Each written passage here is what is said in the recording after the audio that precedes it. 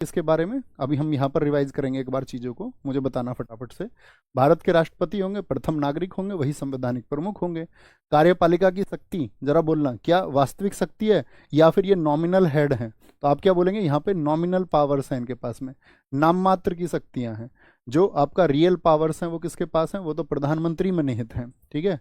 Election होगा, election में कौन भाग लेंगे, तो मैंने बताया आपको कि जो हमारे दोनों सदन है, यानी कि आपका जो संसद के दोनों सदन है उनके निर्वाचित सदस्य और राज्य या केंद्र शासित प्रदेशों की विधानसभाओं के सदस्य है, यानी कि जो लेजिस्लेटिव असेंबलीज हैं और साथ में आपका जो हमारा आपका पार्लियामेंट के हाउसेज हैं उनके इलेक्टेड मेंबर्स भाग लेते हैं। ठीक है। विधानसभाओं में हमने बात करी किसकी, दिल्ली की, पुडुचेरी की और जम्मू कश्मीर की विधानसभा। कोटा निर्वाचन की रीति क्या होगी, ये मैंने आपको बता दिया कि एकल संक्रमणीय मत होगा। इसके लिए हम पूरी क्लास लगाएंगे जिसमें हमको मतलब उस क्लास में क्या होगा, हम सिलेबस से अलग करके लगाएंगे उसको, क्योंकि आपका या आपके सिलेबस से उसका कोई लेना देना भी नहीं है ना, लेकिन उसको हम करेंगे ज़रूर, ताकि आप, मैं ये मानूंगा कि कभी भी आप खुद को कमज़ोर ना समझें कि आप कोई परीक्षा बड़ी नहीं दे सकते। बहुत औसत छात्रों ने बहुत अच्छे एग्जाम्स निकाले हैं। ज़रूरत होती है सिर्फ हौसले और जुनून की, वो आपके अंदर होगा तो आप भी देंगे।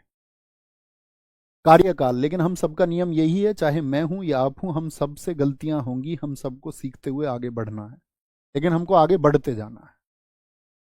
कार्यकाल कितने दिन का होता है भैया, 5 वर्ष का। रीइलेक्ट हो सकते हैं, मैंने कौन बताया, रीइलेक्ट होने वाले कौन थे, राजेंद्र प्रसाद जी थे। क्वालिफिकेशंस क्या बता दी मैंने आपको, लोकसभा का सदस्य बनने की योग्यता रखता हो, 35 वर्ष आयु बता दी, लाभ के पद पर ना हो। दशाएं क्या बता दी मैंने आपको, कि अन्य कोई लाभ का पद धारण नहीं करेगा। ठीक है।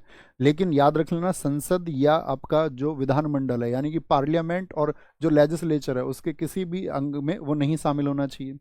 Oath affirmation chief justice of India कराएंगे, ठीक है, वो नहीं है तो अन्य वरिष्ठतम कराएंगे।